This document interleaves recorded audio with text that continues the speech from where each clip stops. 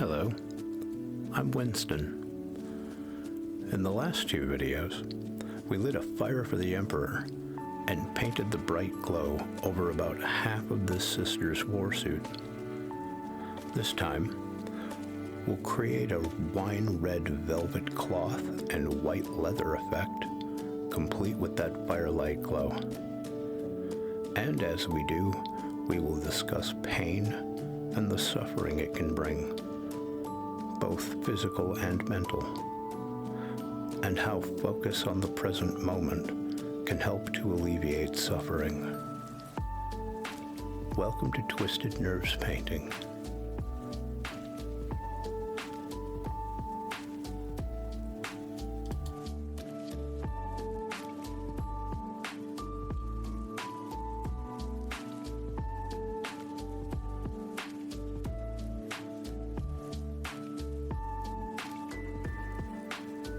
Let's start with the inner lining of her tabard.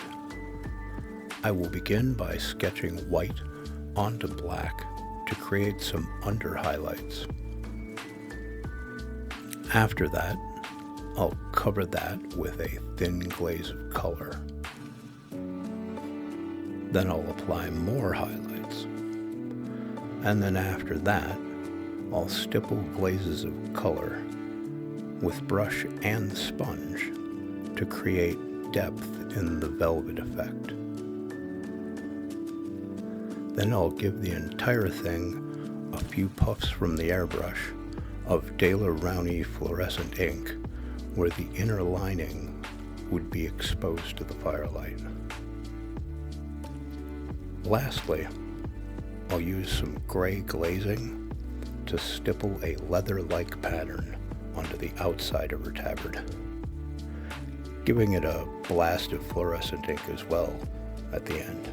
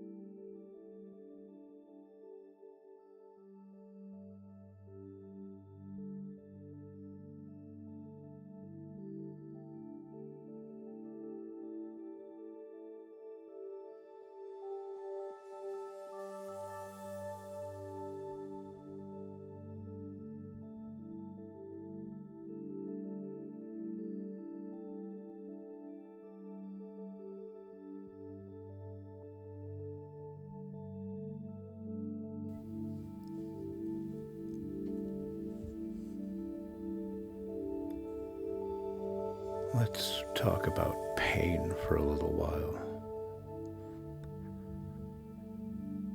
This installation of this video series took me a little extra time. The past couple of weeks have been They've been rough. I meditate as much as I can, which is painting for me. Trying to focus away from the horrible sensations raging through my nervous system as it's destroyed.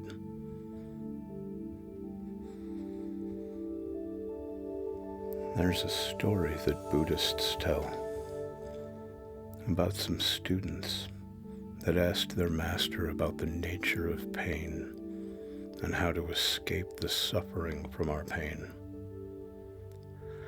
They asked, "Master, it is terribly hot.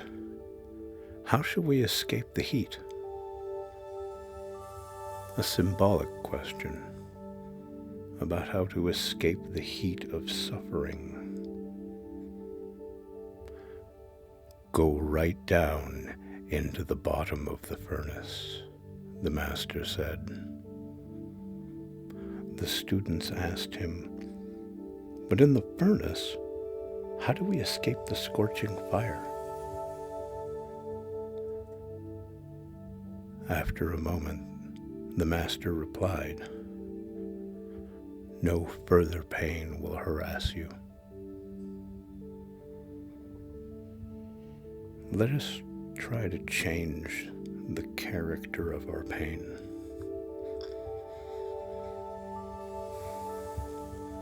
I look at my pain as an illusion, false sensations brought on by stripped, misfiring nerves, the muscle cramping and contractions, a result of dying motor neurons. Society teaches us to resist our pain, that succumbing to it and crying out is somehow undignified or unmanly, that if one acknowledges the physical effects of pain, that they should be ashamed, and that makes them somehow weak. It does not.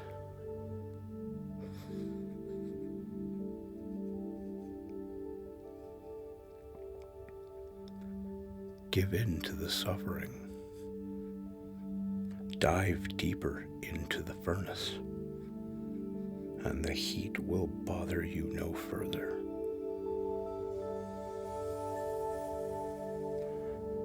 Lao Tzu tells us that man at his birth is supple and tender. In death he is rigid and hard.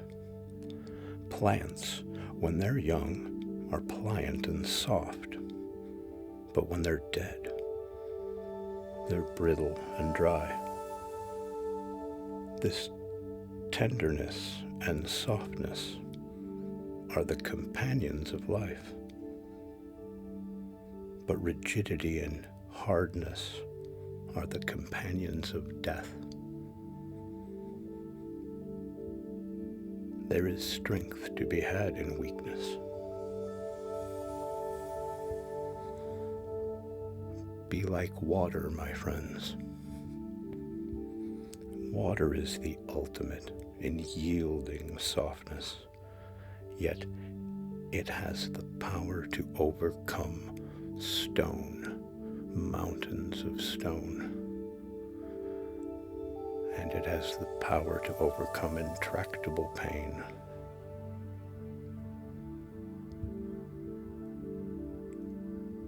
Fear is a type of pain and can be a source of great suffering as well. When you're afraid, what are you actually feeling?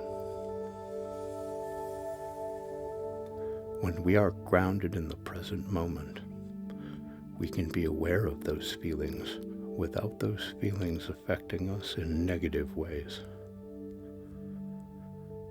Don't pay attention to the thought that made you afraid. What are the sensations you feel? What do those thoughts do to your body? Well,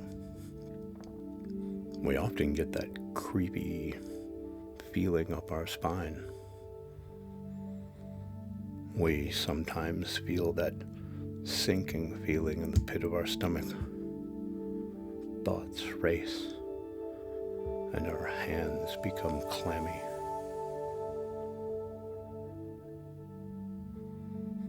But when you think about it further, you realize that that physical, uncomfortable sensation is the worst your fear can do to you. With this too, we can change the character of our pain, in this case, our fear. These are the exact same physical responses as ecstasy, the same symptoms as an intense feeling of bliss. Remember that when your feelings of fear and anxiety grip you the hardest, breathe, slow down. When your thoughts race and that sinking feeling begins, do not resist your fear. Dive into the sensations, knowing that they bring you the same physical response as intense joy. And then let the thoughts simply float away like balloons on the breeze.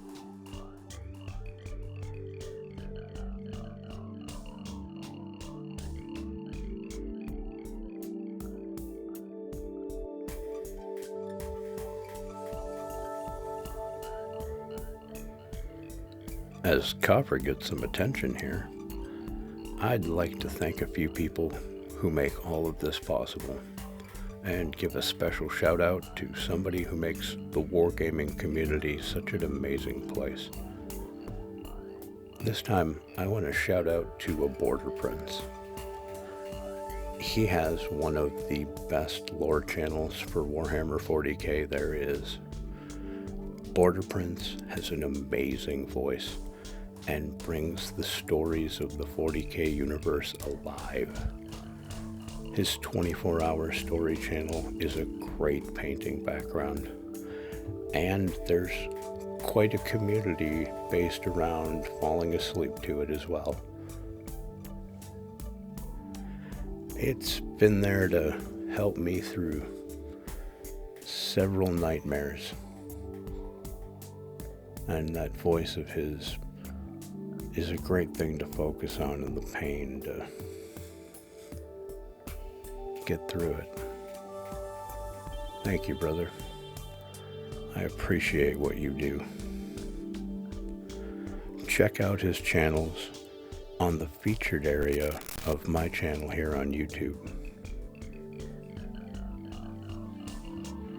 Now, if this sort of program appeals to you, please show your support with a thumbs up and subscribe, and share us with your crafty friends, and share us with that friend of yours that really could use to relax a bit. And if you can, please consider joining us on Patreon. Any membership level helps me keep the paint flowing and the lights on, and Kafra happy and fat with treats.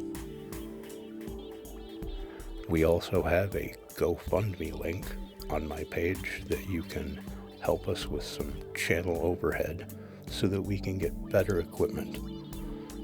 Another camera so that we have extra angles to cover this from.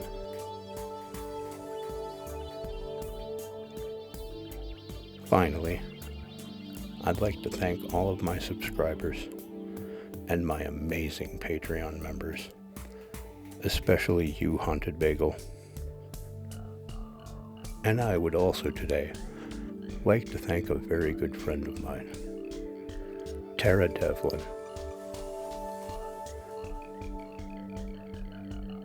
Without your help, Tara, we wouldn't even be on the internet. Thank you, my friend. Thank you for having my back. I appreciate that.